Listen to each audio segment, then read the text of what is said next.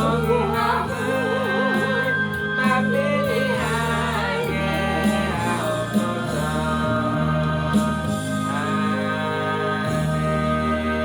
아멘. 오늘 하나님의 말씀은 빌립보서 4장 말씀을 보겠습니다. 빌립보서 4장 말씀입니다. 여수 성령 지구에서는 현대인의 성경으로 예배를 드립니다. 오늘 2026년 1월 1일 첫날입니다. 하나님께서 여러분 2026년도는 어떠한 은혜가 있으면 좋겠습니까? 여러분 마음속에 근심하고 걱정하는 것들이 하나님께 기도함으로 다 해결되는 한 해가 되었으면 좋을 것 같습니다. 아멘. 하나님이 어떻게 할 때 그 근심하고 염려한 것이 마음속에 다 사라지고 여러분이 기쁘고 감사할 수 있는지를 기록해 놓으셨습니다. 4장 1절 말씀을 읽어보겠습니다. 내가 사랑하고 교비하는 형제 여러분, 여러분은 나의 기쁨이며 면류관입니다. 그러므로 여러분은 주 안에서 굳게 서십시오. 하나님께서 우리를 향해서 너희는 나의 기쁨이요 면류관이다. 하나님의 기쁨의 자녀이니 우리는 기뻐하고 살아야 됩니다. 성령의 열매 처음에 뭐예요? 사랑과 그 다음에 두 번째가 뭐예요? 희락, 기쁨입니다. 기쁨.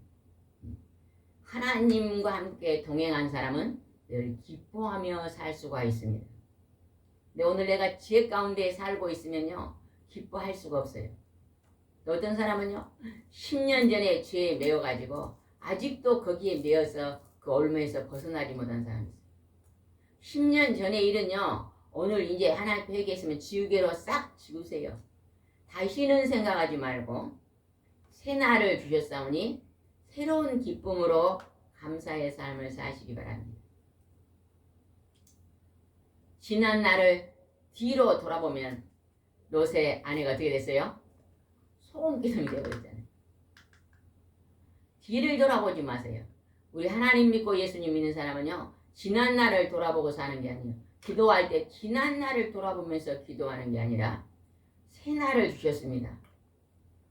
앞으로 올 새 날을 주셨으니 지난 날의 허물은 하나님 용서해 주셨으니 이제 내가 새 날 새롭게 거듭나서 살기를 원합니다. 하면서 감사 기도를 드리시기 바랍니다. 기쁨으로 면류관을 주셨다고 약속하십니다. 2절입니다. 4장 2절입니다. 유두개와 순두개 두 사람에게 권합니다. 주님 안에서 사이좋게 지내십시오. 여러분 오늘 사람과 다투고 있는 사람이 있습니까? 남편과 아내가 오늘 다투고 있습니까? 제가 며칠 전에 어떤 분한테 전화를 했더니 아유 할렐루야 요즘 어떻게 지내십니까? 했더니 나 우리 신랑하고 전쟁을 해가지고 전쟁 중이다 그러더라고요.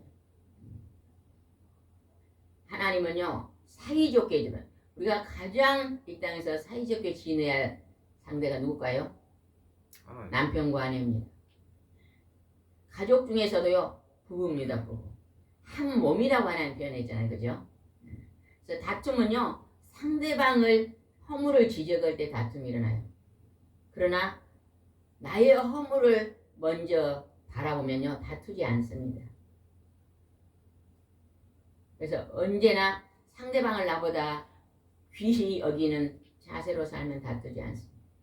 여기서 유오디아와 순두개에게 권한다. 사이좋게 지내라. 여러분 2026년도 1월 1일 오늘부터 여러분 누구하고도 사이좋게 지내시기 바랍니다. 아멘. 여러분 원수가 있다 할지라도 그냥 원수를 향하여 저주하지 말고 복을 빌으세요. 복을 빌어. 누가 나를 힘들게 해도 하나님 그 사람에게 축복해 주십시오 하면서요 복을 빌어보면 내 안에서 미움이 사라져 버립니다. 분노가 사라지고 괴로움이 사라집니다. 그 미움을 계속 가지고 있기 때문에요 내 안에 뭐가 있어요? 더러운 미움이 자리 잡고 앉았잖아요. 이 미움을 막 시커먼 거라고 생각하면 이 시커먼 것을 갖고 있으면 안 되잖아요. 그래서 내 안에 원수가 있다 할지라도 원수를 이름을 불러 복을 비세요. 하나님 그 원수를 축복하소서.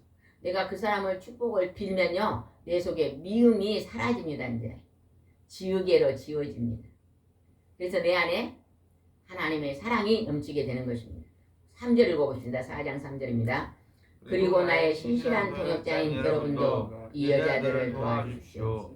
그들은 클레멘트와 나의 다른 동역자들과 함께 기쁜 소식을 전하는데 나와 함께 수고한 사람이다. 그들의 이름은 이미 생명책에 기록되어 있습니다. 신실한 동역자. 여러분이 오늘 살아갈 때요 내게 신실한 동역자들이 있습니다. 그 신실한 동역자 가족일 수도 있고 친구일 수도 있고 직장 동료일 수도 있고 친구일 수도 있고 가까운 이웃일 수도 있습니다. 형제일 수도 있잖아요. 그죠? 신실한 동역자. 여러분 주 안에서 우리 예수 믿는 사람은 교회 안에 다 신실한 동역자입니다. 그래서 동역자들 어째요? 힘든 일이 있으면요 기도의 요청을 할 수 있습니다. 오늘도 어떤 분이 아침에 전화가 왔어요. 병원에 갔더니 이러이러한 힘든 것을 얘기하면서 좀 더 큰 병원에 가보라고 하는데 기도해 주세요 하고 이렇게 요청이 옵니다. 중보 기도하는 거죠. 중보. 우리가 병원에서요 어떤 시술을 해야 됩니다. 수술을 해야 됩니다 할 때요 중보 기도를 하고 몇 달 있다 병원 가면요 그 병이 사라진 경우도 있습니다.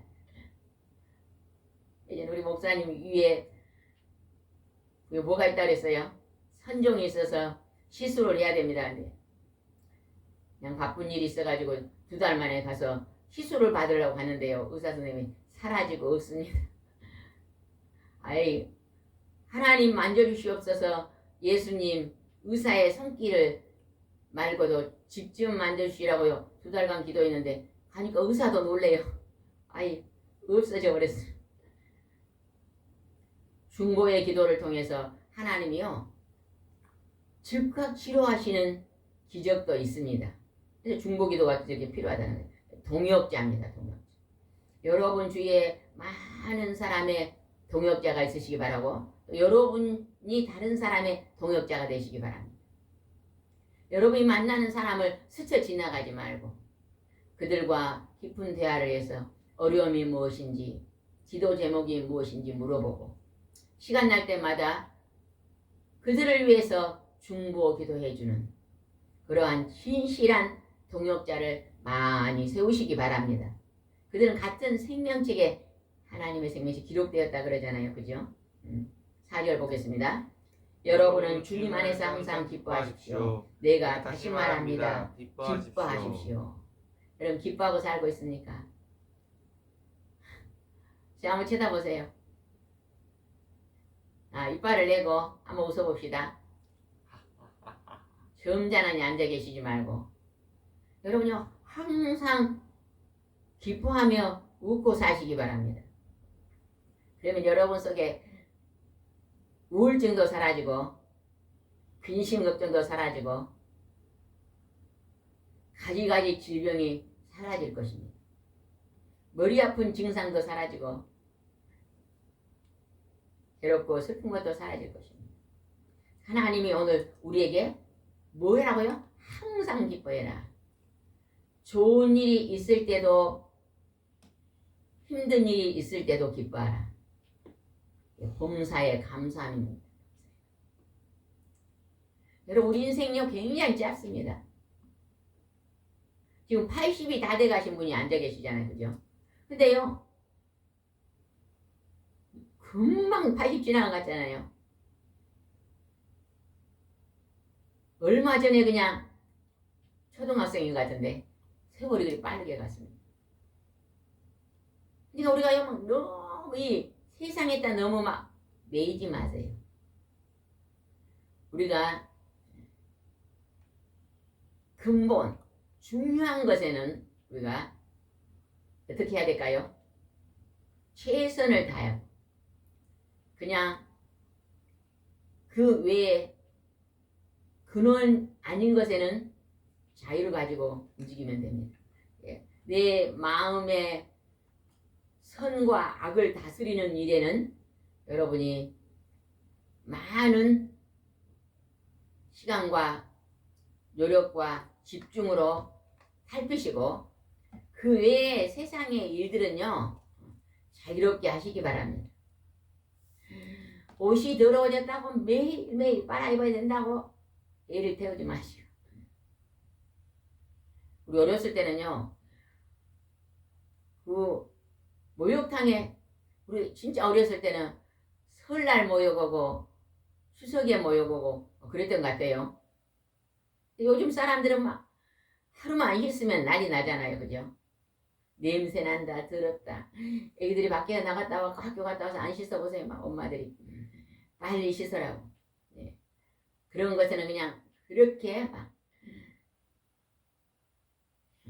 힘든 날은 하루 넘어가고 옷도 이틀 입어도 되고 요즘 매일 옷을 갈아입히잖아요.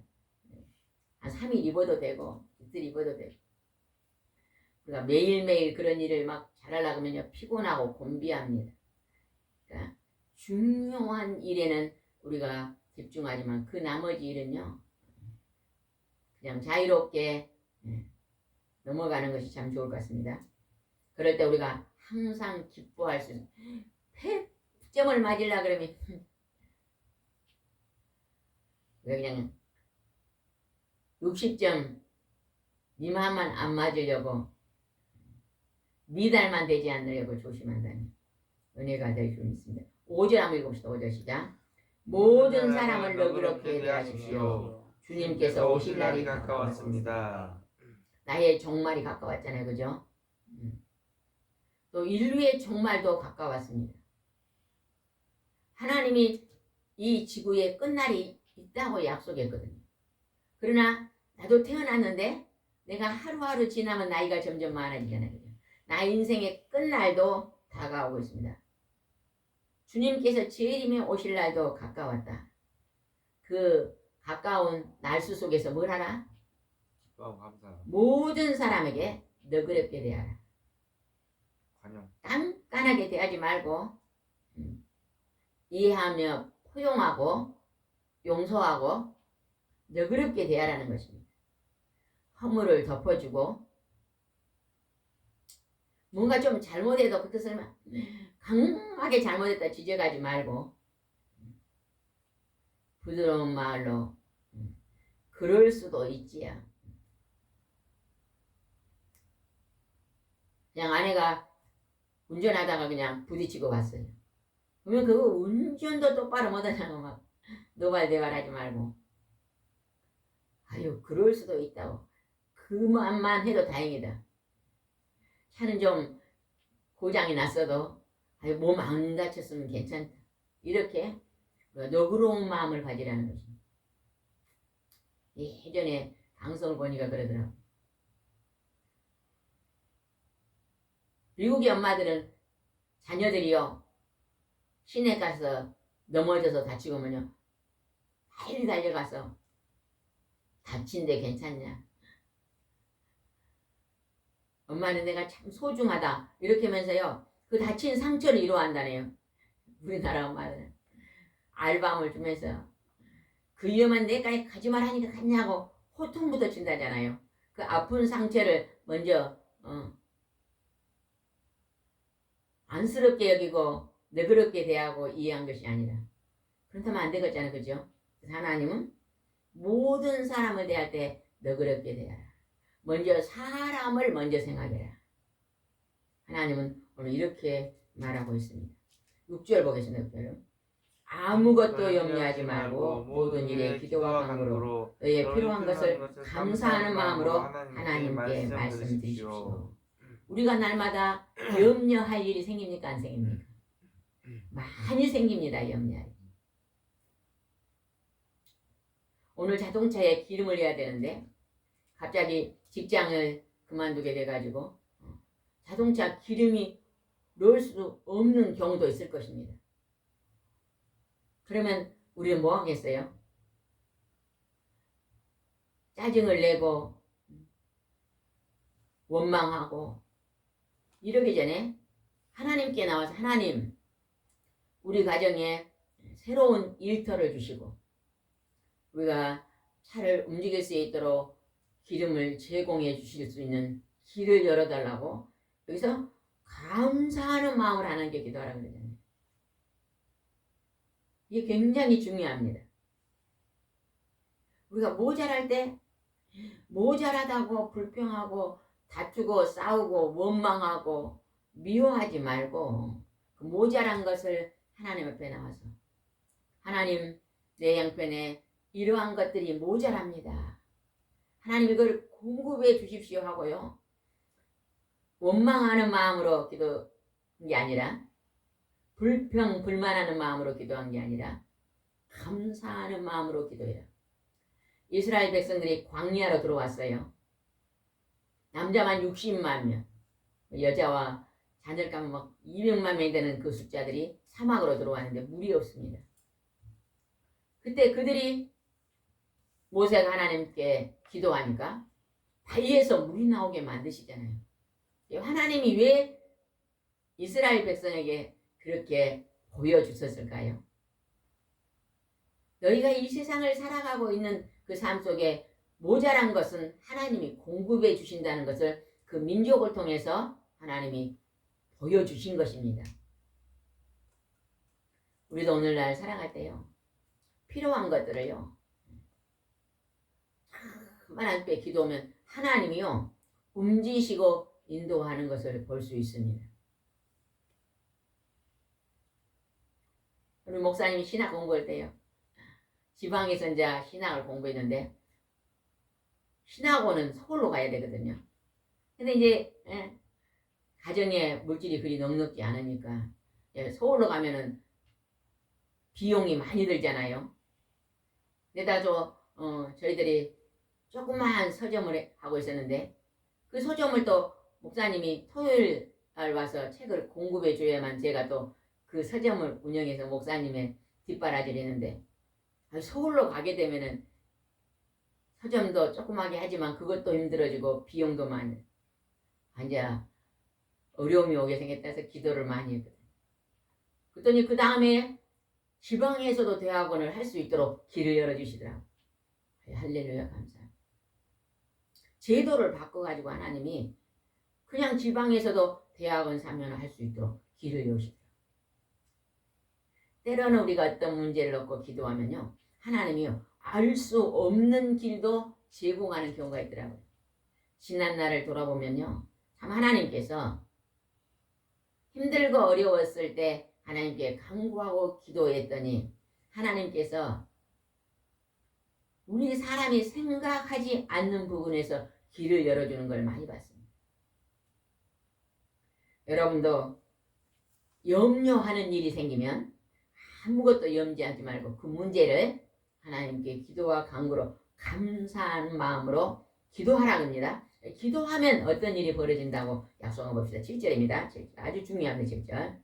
그러면 도저히 상상할 수 없는 하나님의 놀라운 평안이 그리스도 예수님 안에서 여러분의 마음과 생각을 지켜주실 것입니다. 그렇게 염려하지 않고 감사한 마음으로 우리의 문제를 하나님께 기도하면요. 상상할 수 없는 하나님의 놀라운 평안으로 우리 마음과 생각을 지켜주신다는 거예요. 평안으로 지킨다 그 말이 뭔 말일까요? 그 염려되는 문제를 하나님이 해결해 주신다는 것입니다. 근심했던 문제들을 하나님 풀어주신다는 것입니다. 여러분 때로는 보면 이렇게 하나님께 기도해서 도저히 불가능한 일들이 가능하게 되는 경우가 있더라고요. 어떤 집사님이 여자 집사님이 자녀가 태어났는데요. 아주 장애로 태어났어요. 이 어린이는 도저히 걸어다닐 수가 없습니다. 의사는 그러는데 엄마가 그 자녀를 놓고 의사와 병원과 기도와 두 가지를 놓고 하나님께 열심히 이 자녀를 회복해달라고 기도하는데 그 자녀가요. 의사는 걷지 못하는데 걸어지는 놀라운 기적 같은 일이 일어나고 하나님 옆에 나와서 하나님은 살아계십니다. 힘들고 어려우신 분들은 하나님께 간구의 기도를 드립시오. 믿음의 기도를 드리시고 간증하신 분들 많이 보잖아요. 그죠? 정말로 하나님은 상상할 수 없는 놀라운 평안으로 우리를 마음과 생각을 지켜주십니다. 우리가 뭐 해야 되겠어요?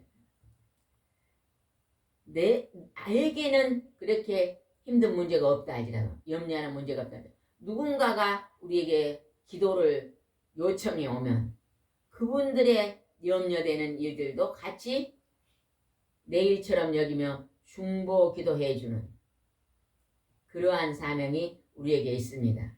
하나님 아까 여기서 신실한 동역자가 되라 그러잖아요. 신실한. 오늘 내 가족 나만을 생각하고 살지 말고 내 가족도 먼저 사랑하고 기도하지만 내 곁에 있는 동역자들도 같이 기도하는 그러한 중보의 기도의 동역자가 되시기 바랍니다. 하나님은 그렇게 우리가 서로 함께 더불어 사는 걸 좋아합니다. 여러분 주위에 여러분이요 2020년에는 수첩을 조그만 수첩을 하나 마련해서 그 수첩에 힘들고 어려운 삶의 기도 제목을 적어서 늘 시간 날 때마다 그분들의 이름을 부르고 기도해 주시기 바랍니다. 또 하나님 앞에 나오지 않는 아직 하나님을 알지 못하는 우리가 하나님 앞에 나온 자들은요 생명의 뿌리가 있습니다. 생명의 뿌리. 그럼 저기에가 나무가 있는데 뿌리가 없으면 일주 있으면 말라 죽습니다. 꽃꽂이를 해놓으면요 예, 꽃이 말라요. 뿌리가 없으니까 마르지 않을 거죠. 그러나 뿌리가 있는 화분은요 오래 가지 않아요. 성부와 성자와 성령이 하나님 앞에 함께 동행하지 않는 자는 뿌리가 없는 나무 같습니다.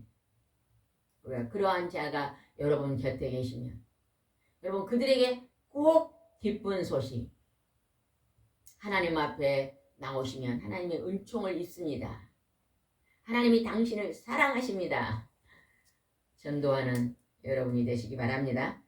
힘들고 어려워가지고 고통 속에 있는 사람에게 하나님이 당신을 사랑하십니다. 그러면요 어떤 사람은 내가 이렇게 힘든데 하나님이 날 사랑한다고요? 그 거짓말 하지 마세요. 그런 사람도 있지만 어떤 사람은요 정말로 하나님 나를 사랑합니까? 하고요 그 말씀을 받아들이는 사람도 있습니다. 하나님은 이 땅의 천하 만물 중에서 사람을 으뜸으로 사랑하십니다. 사람만 하나님의 형상으로 만들었잖아요. 사람이 얼마나 귀하고 존귀한 자인지 모릅니다. 사람을 귀히 여기시기 바랍니다. 병들고 가난한 자, 연약한 자도 귀히 여기시기 바랍니다.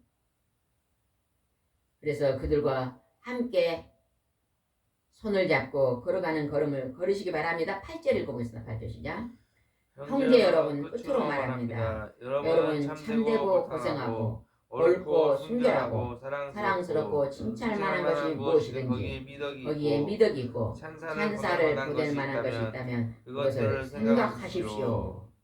하나님은 모든 것에 참되고 고상하고 옳고 순결하고 사랑스럽고 칭찬만 무엇이든지 거기에 미덕이 있고 무슨 일을 하든지 그 속에 미덕이 있다는 말이 뭔 말일까요? 덕을 세워라. 무슨 일은 여러분 우리가 예배 드리는 일이 으뜸입니다. 하나님을 경외하는 일이기 때문에. 그러나 예배 드리는 일 외에도 선한 일이 너무 많습니다. 제가 안방은 자주 우리가 지내잖아요. 안방에서는. 근데 안방 앞에 거실은요. 저는 그냥 스쳐 지나갑니다. 거실에는. 교회 안에는 꽃나무가 많이 있잖아요. 근데 교회 안에 있는 꽃은 새벽기도 끝나면 제가 꼭 물을 줍니다. 그게 잘 살아있잖아요. 따뜻하고. 근데 거실에 있는 꽃을요. 며칠 전에 보니까 전부 조금조금한 게 몇 개 있는데요. 물을 안 줘가지고 전부 말라 비틀어져 있더라고요. 아유 참말로 한 달은 물을 안 줬어. 가끔가다 보름에 한 번씩 생각나면 줬는데 안 되겠어. 그거를 제가 전부 안방에 창가로 싹 옮겼습니다. 옮겨가지고 전도사님이 며칠 전부터 어항에 구피죠. 그게 구피를 키우는데 한 열 몇 마리를 얻어갖고 와서 키웠는데 몇 년이 되니까 그게 수백 마리가 됐어요. 구피가 많은데 그 구피가 어항이 지금 물이 안 깼거든요. 어항을 갈아줘야지, 물 갈아주는데 바빠가지고 밀었는데 그냥 그 어항에 물을 떠다가 그 꽃나무에다 주고 여기도 주고 저기도 주고 한 반 정도 떠다가 주고 새로운 물을 부었어요. 어항물도 깨끗해지고 그만 거실에서 다 말라 비뚤어진 것이 이제 물을 줘놨으니까 살아날 거예요. 또 피아노 있는 방에는 햇볕이 많이 들어오는데 거기다 제가 고구마도 지금 순을 키우려고 심어놨고 대파도 심어놓고 마늘도 심어놨는데요. 거기다가 그 물을 이렇게 주니까요. 싹이 나와가지고요. 봄인 줄 알고 막 싹이 나고 막 파릇파릇 하잖아요. 이게 우리가 물을 안 주면 금방 그 식물도 말라 죽잖아요. 여러분도요. 그런 사소한 것에도요. 관심을 가지시기 바랍니다. 이렇게 나이 들면요. 식물을 키우는 게 그렇게 좋다네요. 예. 어떤 분이 나이 들면 강아지를 키우면 좋다고 그러는데 근데 강아지는 또 털도 날리고 알레르기 있는 사람 또 방에서 키우면은 냄새도 나고 복잡하잖아요. 나이 들면 60, 70이 되면요. 퇴직하신 분들이 꽃을 가꾸는 게 그렇게 좋다네요. 일주일에 한 번씩 물 주면서 그들이 파릇파릇 자라 있으면요. 그게 정서적으로 그렇게 좋대요. 우울증 있는 사람, 불면증 있는 사람, 불안증 있는 사람들이요. 이 집안에서 화초를 가꾸면요. 그게 치료가 된다네요. 한번 건강에 안 좋은 사람 한번 해보시기 바랍니다. 비싼 거 사지 말고요. 시장 가면요. 조그만 거, 이 작은 거 3,000원, 5,000원짜리 사가지고요. 이렇게 1년만 되면 굉장히 커집니다. 여기 지금 아버지 크잖아요. 저거 이거 조그만 거, 이 3,000원짜리 하나 사는데 몇 년이 지나니까 이렇게 커지잖아요. 그러한 사소한 것에도 하나님이요. 관심을 가지고 작은 일에도 관심을 가지고 사랑으로 돌보면요. 그 안에서 기쁨이 일어납니다.